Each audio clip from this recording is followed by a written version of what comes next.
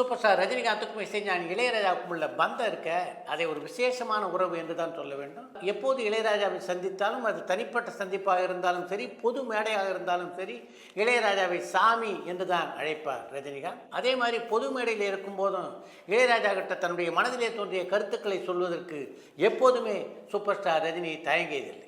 ஒரு மேடையிலே super star ரஜினிகாந்தும் இசைஞானி இளையராஜாவும் ஒன்றாக பங்கேற்ற போது, என்னதான் இருந்தாலும் என்னை விட கமல்ஹாசனுக்குத்தான் மிகச் சிறப்பான பாடல்களை நீங்கள் போடுகிறீர்கள் என்று ரஜினிகாந்த் சொல்ல, இல்லை இல்லை இதே மாதிரி தான் கமல்ஹாசன் கிட்ட சொல்கிறாரு, நீங்கள் ரஜினிக்கு தான் சிறப்பான பாடல்கள் போடுறீங்கன்னு.